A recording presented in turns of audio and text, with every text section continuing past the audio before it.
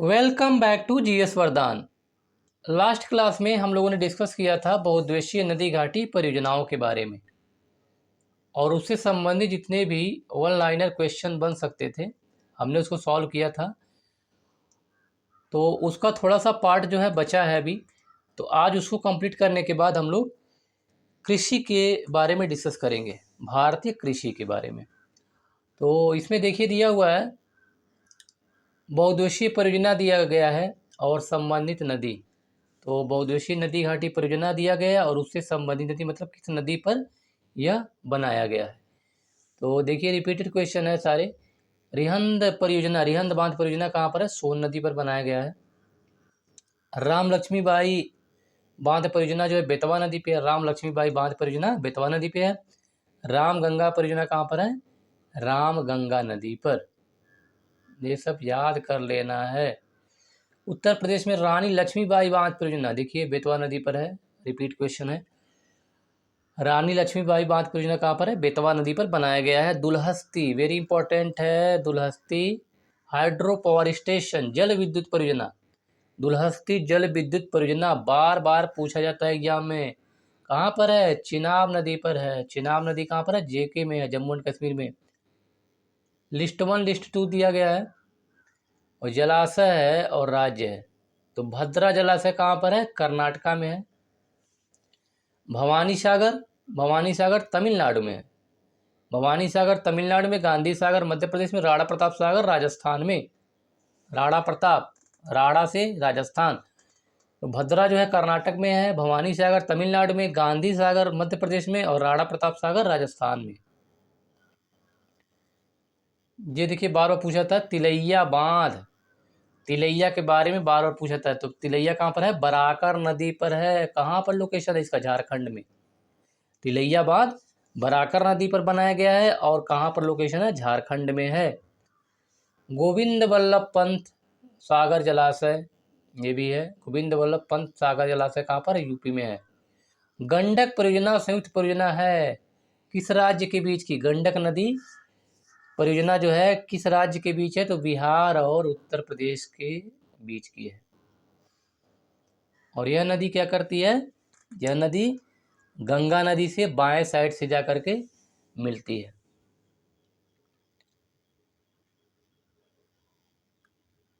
वह प्रमुख राज्य जो प्रस्तावित किसाऊ बांध परियोजना से लाभान्वित होंगे, पुराना क्वेश्चन है। उत्तराखंड और हिमाचल प्रदेश। एक किसाऊ बांध परियोजना बनाई गई थी, किसाऊ बांध बनाया गया था। उत्तराखंड व हिमाचल प्रदेश के राज्य इससे क्या होंगे? लाभ ले सकेंगे।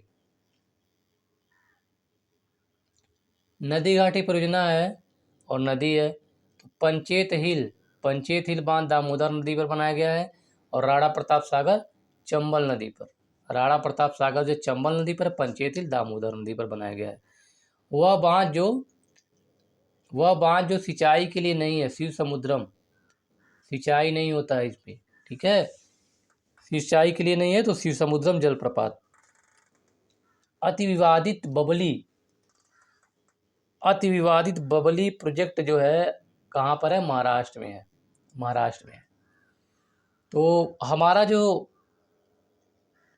नदी घाटी परियोजना वाला टॉपिक था हमारा कंप्लीट हो गया।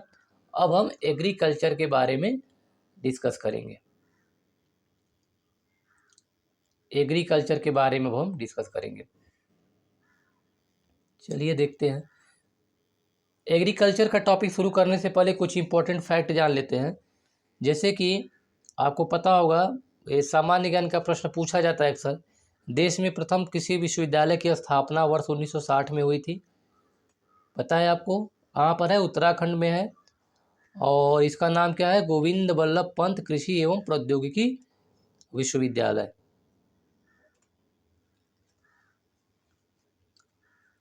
उन्नीस सौ साठ में हुई थी। 1960 को उत्तर प्रदेश कृषि विश्वविद्यालय के रूप में इसका उद्घाटन पंतनगर में उत्तराखंड में किया गया था।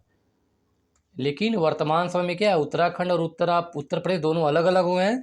सन 2000 में इनका विभाजन हो गया। तो अब यह कहाँ पर है? उत्तराखंड में है। और इसके अलावा जो है भारत में जो पूछा था कृषि जलवायु क्षेत्र के बारे में, कितने कितने कृषि जलवायु क्षेत्र हैं? तो अगर इस तरह क्वेश्चन पूछे तो भारत में 15 कृषि जलवायु क्षेत्र हैं। इसके अलावा 20 कृषि पारिस्थितिकी क्षेत्र हैं। अगर पूछा जाए कृषि जलवायु क्षेत्र के बारे में तो ऑप्शन होगा 15, और अगर पूछा जाए कृषि पारिस्थितिकी क्षेत्र के बारे में तो ऑप्शन आपका 20 हो जाएगा। और 60 कृषि पारिस्थितिकी उप क्षेत्र है, और 60 कृषि पारिस्थितिकी उप क्षेत्र हैं। तो इसके अलावा और भी बहुत सारे फैक्ट हैं, अभी हम देखते हैं क्वेश्चन में जितना होगा कवर कर देंगे। तो देखिए पहला दिया हुआ, भारतीय कृषि का इतिहास लिखा था किसने? छोटा सा क्वेश्चन है, पूछा जाता है अक्सर। तो एस.एस. रंधावा, भारतीय कृषि का इतिहास एस.एस. रंधावा ने लिखा था। एस.एस. रंधावा द्वारा लिखी पुस्तक है।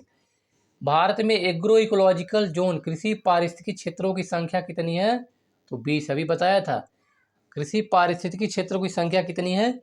20 है। भारत की शुष्क पेटी अर्थव्यवस्था प्रधानतः कृषि आधारित है। भारत की जो शुष्क पेटी की अर्थव्यवस्था है कृषि पर आधारित है। इसमें द्वितीय हरित क्रांति के लिए बहुत क्षमता है, क्योंकि इसमें द्वितीय हरित क्रांति के लिए बहुत क्षमता है। तो दोनों तो सही है कथन और कारण, लेकिन कारण जो है उसकी व्याख्या नहीं कर रहा है। कृषि आधारित है तो इसका मतलब ये नहीं हुआ कि द्वितीय हरित क्रांति की वजह से कृषि आधारित हुई है। तो दोनों तो सही है, लेकिन कारण जो है कथन को एक्सप्लेन नहीं कर रहा है। इसके बाद देखिए नेक्स्ट है, भारत की खाद्य एवं पोषण सुरक्षा के संदर्भ में विभिन्न फसलों की बीज प्रतिस्थापन दरों को बढ़ाने से भविष्य के खाद्य उत्पादन लक्ष्यों को प्राप्त करने में मदद मिलती है, किंतु इसके अपेक्षाकृत बड़े विस्तृत कार्यान्वयन में बाधाएं उत्पन्न होती हैं, और बाध्यताएं हैं। कार्यान्वयन में बाध्यताएं हैं, वह है निजी क्षेत्र की बीज कंपनियों की। सही है, निजी क्षेत्र की बीज कंपनियों की उद्यान कृषि फसलों की रोपण सामग्रियों और सब्जियों के गुणवत्ता वाले बीजों की पूर्ति में कोई सहभागिता नहीं है। देश का पहला कृषि विश्वविद्यालय अभी बताया था 1960 में स्थापना हुई थी, GBPAU, गोविंद वल्लभ पंत कृषि विश्वविद्यालय, कृषि प्रौद्योगिकी विश्वविद्यालय। 1960 में देखिए क्वेश्चन आ गया, भारत में प्रथम कृषि विश्वविद्यालय की स्थापना 1960 में की गई थी। यदि खाद्यान्नों का सुरक्षित संग्रह सुनिश्चित करना हो तो कटाई के समय उनका आर्द्रता अंश होना चाहिए।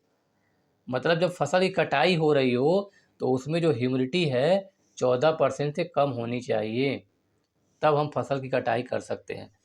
भारत में भूमि उपयोग वर्गीकरण का सन्निकट निरूपण है। नेट बुआई क्षेत्र का 47%, जो कुल बुआई क्षेत्र है उसका 47%, वन 23% और अन्य क्षेत्र 30% है। भारत में भूमि उपयोग वर्गीकरण का सन्निकट निरूपण है। तो बुआई का जो क्षेत्र है 47% है, वन क्षेत्र जो है 23% है, और अन्य क्षेत्र जो है 30% के अंतर्गत आते हैं। कृषि में युग्म पैदावार का आशय क्या है? युग्म पैदावार विभिन्न मौसमों पर दो फसलों को उगाना। अगर हम विभिन्न मौसमों में अगर एक ही साथ दो फसलों को उगा रहे हैं तो उसे युग्म पैदावार कहते हैं। मिश्रित कृषि, मिक्स्ड एग्रीकल्चर की जो मेन आपके जो कैरेक्टरिस्टिक हैं, मुख्य विशेषताएं हैं, ये क्या हैं? पशुपालन और शस्य उत्पादन को एक साथ करना, ये मिश्रित कृषि कहलाती है। मतलब कि खेती भी की जा रही है और साथ में वहीं आसपास कहीं पशु का पालन भी किया जा रहा है, तो इसे हम कहते हैं मिश्रित कृषि। प्रकृति पर अधिक निर्भरता, उत्पादकता का निम्न स्तर, फसलों की विविधता तथा बड़े खेतों की प्रधानता। फसलों की विविधता तथा बड़े खेतों की प्रधानता में से भारतीय कृषि विशेषता नहीं है। तो भारतीय कृषि विशेषता बड़े खेतों की प्रधानता की नहीं है। बड़े खेतों की प्रधानता, भारत में जो है बड़े बड़े मतलब कि बड़े क्षेत्रफल वाले खेत नहीं हैं यहाँ पर। पारंपरिक खेती की आधुनिक वैज्ञानिक खेती के में रूपांतरण में हरित क्रांति की तकनीक की महत्वपूर्ण भूमिका रही है। किस लिए? क्योंकि पारंपरिक खेती के कथन पूछा जा रहा है। पारंपरिक खेती के आधुनिक वैज्ञानिक खेती में रूपांतर में हरित क्रांति तकनीक की महत्वपूर्ण भूमिका रही है। तो ये तो बहुत इंपॉर्टेंट है। क्वेश्चन आपका सही है, कथन आपका सही है। इसमें काट दिया क्योंकि इसमें सामाजिक व पर्यावरणीय लागत सम्मिलित नहीं है, तो ये आपका गलत हो जाएगा। गलत नहीं होगा, ये भी आपका सही है। सामाजिक एवं पर्यावरणीय लागत सम्मिलित नहीं है। हरित क्रांति के बारे में बता रहा है तो पर्यावरणीय लागत सम्मिलित नहीं है, तो कार्ड भी सही है लेकिन इसको व्याख्या नहीं कर रहा है, कथन का व्याख्या नहीं कर रहा है। जनसंख्या का दबाव, प्रच्छन्न बेरोजगारी, सहकारी कृषि एवं भू जोत का छोटा आकार। देखिए भारतीय कृषि की विशेषताएं हैं। यहाँ पर भू क्षेत्र जो भू जोत है उसका आकार छोटा है। तो जनसंख्या का दबाव, प्रच्छन्न बेरोजगारी, सहकारी कृषि एवं भू जोत का छोटा आकार में से एक भारतीय कृषि की निम्न उत्पादकता का कारण नहीं है, तो सहकारी कृषि इसका कारण नहीं है। भारत में संकर जोतों का सबसे बड़ा औसत आकार है राजस्थान में। सबसे बड़ा जोतों का जो आकार है राजस्थान में है।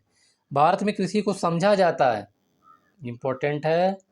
तो भारत में कृषि को जीविकोपार्जन के लिए समझा जाता है। यह क्या है, जीवन को बस क्या करना है, अपनी जीविका को उपार्जन करने का एक साधन बनाया गया है। भारतीय कृषि के संदर्भ में सही एक कथन है, भारत में दालों की खेती के अंतर्गत आने वाला लगभग 90% क्षेत्र वर्षा द्वारा पोषित है। तो आज भी हम मानसून पर निर्भर रहते हैं। हमारे पास इतनी कोई अच्छी टेक्नोलॉजी नहीं है, इसलिए क्या है, भारतीय कृषि मानसून पर निर्भर रहती है। इसे देखा होगा, कभी सूखा पड़ गया, कभी बाढ़ आ गई। तो बाढ़ तो बस जैसे कि बाढ़ आना तो एक प्रकार का मतलब कि नेचुरल डिजास्टर है, प्राकृतिक आपदा है। लेकिन कभी कभी मान लीजिए ऐसी आपदा आती है जिसे सूखा पड़ जाता है, वर्षा कम होने लगती है, आवश्यकता से कम वर्षा अगर होती है तो क्या होगा, फसल की पैदावार अच्छी नहीं होगी, उसे हम कहते हैं सूखा की संज्ञा देते हैं। तो आज भी भारतीय कृषि जो है मानसून पर आधारित है, इसीलिए भारत में दालों की खेती के अंतर्गत आने वाला 90% क्षेत्र जो है वर्षा द्वारा पोषित है। अगर बारिश नहीं होगी तो क्या होगा, उपज कम हो जाएगी।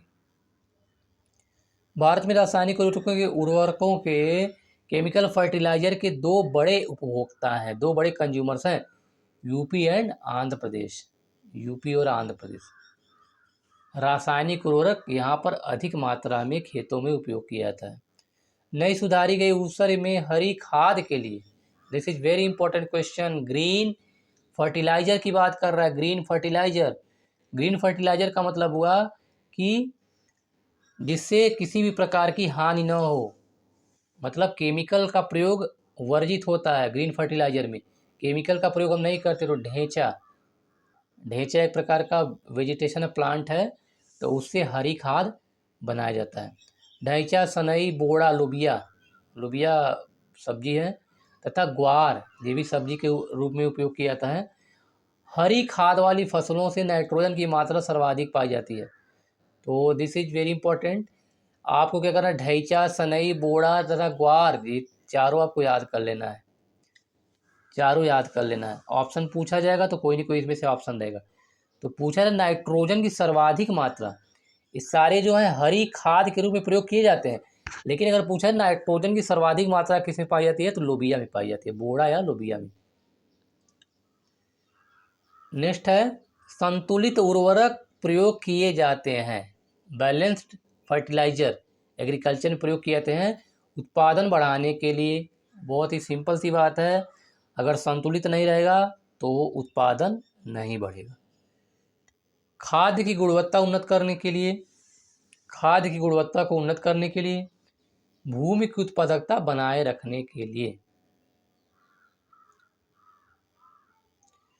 तो सारे सही हैं। इसके बाद देखिए नेक्स्ट है, केरल तट, तमिलनाडु तट, तेलंगाना तथा विदर्भ में से दक्षिणी भारत में उच्च कृषि उत्पादकता का क्षेत्र पाया जाता है। केरल का जो तट है, तमिलनाडु का तट है, तेलंगाना तथा विदर्भ में से दक्षिणी भारत में उच्च कृषि उत्पादकता का क्षेत्र पाया जाता है, तो तमिलनाडु में पाया जाता है। पुनर्भरण योग्य भौम जल संसाधन में सबसे संपन्न राज्य उत्तर प्रदेश है, इंपॉर्टेंट है यूपी के लिए। भारत में ठेकेदारी कृषि को लागू करने में अग्रणी राज्य कौन सा है? तो पंजाब है। यहाँ पर जो एग्रीकल्चर होती है, कृषि होती है, ठेके के रूप में दे दिया जाता है भूमि को, और लोग क्या करते हैं, जितना मतलब कि जितनी राशि तय होती है उतना राशि दे देते हैं और उसके बाद अपने पास रख लेते हैं। तो ठेकेदारी कृषि। हरित खेती, ग्रीन एग्रीकल्चर क्या है? समेकित कीट प्रबंधन, कीट का प्रबंधन करना, पोषक पदार्थों की आपूर्ति एवं समेकित प्राकृतिक संसाधन का प्रबंधन करना, इसी को ग्रीन एग्रीकल्चर कहते हैं। ग्रीन खेती, हरित खेती कहता है। कीट का प्रबंधन करना, पोषक पदार्थों की आपूर्ति करना और प्राकृतिक संसाधन का प्रबंधन करना, management of natural resources, management of natural resources. भारतीय कृषि पर वैश्वीकरण का क्या प्रभाव पड़ा है? वैश्वीकरण, ग्लोबलाइजेशन। तो इंडियन एग्रीकल्चर ग्लोबलाइजेशन पे क्या इफेक्ट पड़ा है? इंटरनेशनल मार्केट, अंतर्राष्ट्रीय बाजारों तक भारतीय किसानों के उत्पादों की पहुंच हुई है। यह तो बहुत इंपॉर्टेंट है। तो ग्लोबलाइजेशन जब हुआ तो क्या हुआ, इससे जो इंटरनेशनल मार्केट है, मतलब विदेशों में भी जो हमारे पास उच्च गुणवत्ता वाले उत्पाद हैं, उच्च गुणवत्ता वाले जो प्रोडक्ट हैं कृषि से संबंधित, उनका हम क्या करते हैं, निर्यात करने लगे। तो अंतर्राष्ट्रीय बाजारों तक भारतीय किसानों के उत्पादों की पहुंच। नकदी फसल पर बल, नकदी फसल मतलब होता है जिसे कैश क्रॉप कहते हैं, जैसे तंबाकू हो गया, कपास हो गया, ये क्या है, नकदी फसलें हैं। तुरंत क्या मिलता है, इनसे पैसे मिल जाते हैं। आय असमानता में वृद्धि, आय की असमानता में वृद्धि। इसके बाद आर्थिक सहायता में कटौती, आर्थिक सहायता में कटौती। बीज ग्राम संकल्पना, बीज seed village concept, seed village concept के प्रमुख उद्देश्य का सर्वोत्तम वर्णन करता है। देख लीजिए, एक तरह से डिफिनीशन की तरह है। किसानों को गुणवत्ता युक्त बीज उत्पादन का प्रशिक्षण देने में लगाना, किसानों को गुणवत्ता युक्त बीज उत्पादन का प्रशिक्षण देने में लगाना, उनके द्वारा दूसरों को समुचित समय पर तथा वहन करने योग्य लागत में गुणवत्ता युक्त बीज उपलब्ध कराना और गुणवत्ता गारंटी की मुहर। ओके, इसके बाद देखिए एक मार्क, दिस इज इंपॉर्टेंट, बार बार पूछे। एक मार्क, एक मार्क क्या है? गुणवत्ता गारंटी की मुहर है। स्टैंप लगा होता है तो लिखा रहता है, स्टैंप पे लगा देते हैं एक मार्क का। तो मतलब इसका मतलब यह हुआ कि यह जो है बहुत ही गुणवत्ता युक्त आपका प्रोडक्ट है, गुणवत्ता युक्त प्रोडक्ट है, गुणवत्ता युक्त जो है यह उत्पाद है कृषि का। हमें क्या करना है, बार बार इसी को रिपीट करना है। आप जैसे कीजिए, या तो कोई बुक ले लीजिए ओल्ड क्वेश्चन पेपर के, या फिर वीडियो से या कहीं से भी टॉपिक आप कवर कीजिए। बार बार इसको क्या करना है, रिवाइज करना है, बार बार रिवाइज करना है, ताकि हमारे रिपीटेड क्वेश्चन गलत ना हो।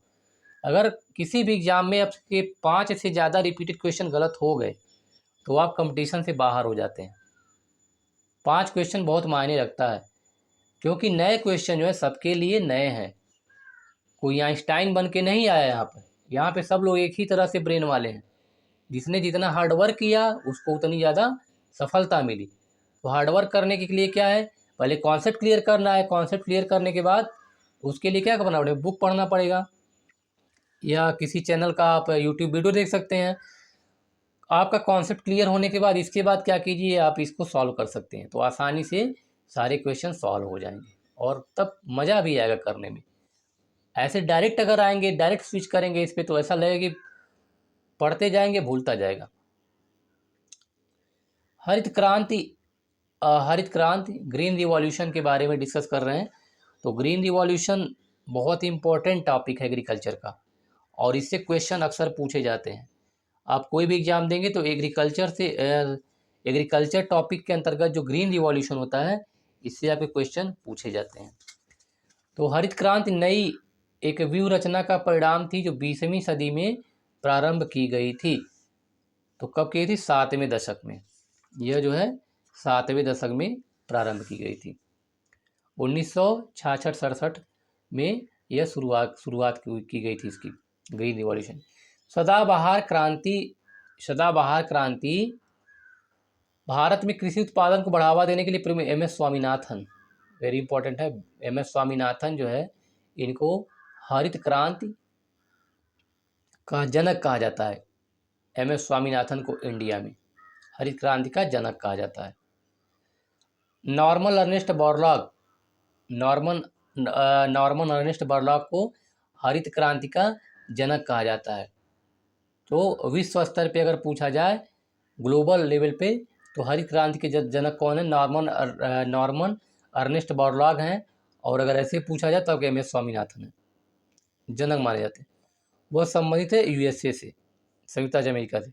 हरित क्रांति के जनक हैं नॉर्मन ई बोरलॉग। देखिए क्वेश्चन आ गया, नॉर्मन ई बोरलॉग हैं। और अगर पूछा जाए हरित क्रांति से गहरा संबंध रहा है डॉक्टर MS स्वामीनाथन का, डॉक्टर MS स्वामीनाथन का हरित क्रांति से गहरा संबंध रहा है। इसके बाद हरित क्रांति से क्या अभिप्राय है? तो उच्च उत्पाद वैरायटी प्रोग्राम, उच्च उत्पाद वैरायटी प्रोग्राम।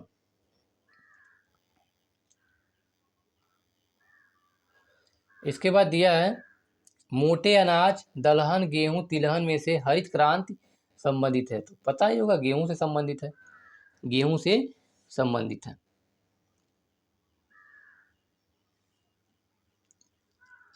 इनको नॉर्मन बोरलॉग को नोबेल पुरस्कार भी दिया गया है, नॉर्मन बोरलॉग को नोबेल पुरस्कार भी दिया गया है। वह फसल जिसको हरित क्रांति का सर्वाधिक लाभ उत्पादन एवं उत्पादकता दोनों में हुआ है, तो गेहूं में हुआ है। तो गेहूं याद कर लीजिएगा, गेहूं ही आपका इंपॉर्टेंट है। हरित क्रांति की शुरुआत गेहूं से की गई थी। स्वतंत्रता प्राप्ति के बाद भारत में सर्वाधिक प्रगति की गई है गेहूं के उत्पादन में, तो गेहूं के उत्पादन में सर्वाधिक प्रगति की गई थी। और जो भारत में हरित क्रांति का प्रथम चरण की शुरुआत जो हुई थी 1966 से 1981 तक, जो आपका फर्स्ट फेज था, तो 1966 से 81 तक फर्स्ट फेज था। और प्रथम चरण में ही हरियाणा, पंजाब और पश्चिमी उत्तर प्रदेश में यह लागू किया गया था। तो भी पूछा था क्वेश्चन, सबसे पहले कहाँ लागू किया गया था? तो हरियाणा, पंजाब और पश्चिमी उत्तर प्रदेश के कुछ जिले थे, यहाँ पर लागू किया गया था। तो यह आपका बहुत इंपॉर्टेंट हो सकता है, कब लागू किया गया था, कहाँ कहाँ पर। भारत में द्वितीय हरित क्रांति, सेकंड ग्रीन रिवॉल्यूशन, इसका लक्ष्य हरित क्रांति से अब तक लाभान्वित न हो सकने वाले क्षेत्रों में बीज, पानी, उर्वरक, ये इंपॉर्टेंट है, याद कर लीजिएगा, बीज, पानी और उर्वरक, यह तीनों की बात करता है। बीज, पानी और उर्वरक का विस्तार करना। इसका लक्ष्य पशुपालन, सामाजिक वानिकी तथा मत्स्य पालन के साथ शस्योत्पादन का समाकलन करना है। इसमें बहुत सारी चीज़ों को शामिल कर लिया गया था। और इसकी शुरुआत 1981 से 1995, अभी बताया था, जो फर्स्ट फेज था ग्रीन रिवॉल्यूशन का, फर्स्ट फेज, तो फर्स्ट फेज था 1966 से 81 तक। सेकंड फेज जो था 1981 से 95 तक। तो ये आपको याद करना जरूरी है, याद कर लीजिएगा इसको।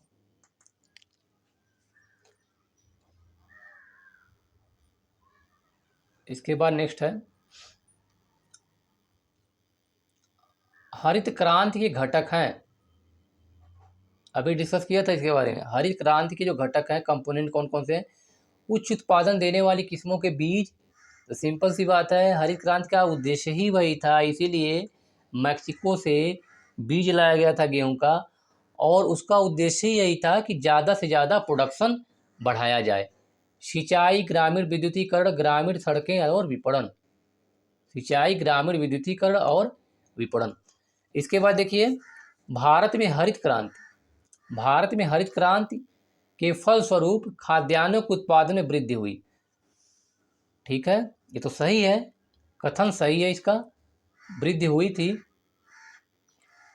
कारण दिया गया है क्योंकि भारत में हरित क्रांति के परिणाम स्वरूप क्षेत्रीय असमानताओं में वृद्धि हुई थी, क्षेत्रीय असमानताओं में वृद्धि हुई थी, ये भी सही है। तो कथन और कारण दोनों सही है, लेकिन इसकी व्याख्या नहीं कर रहा है, कथन का व्याख्या नहीं कर रहा है कारण।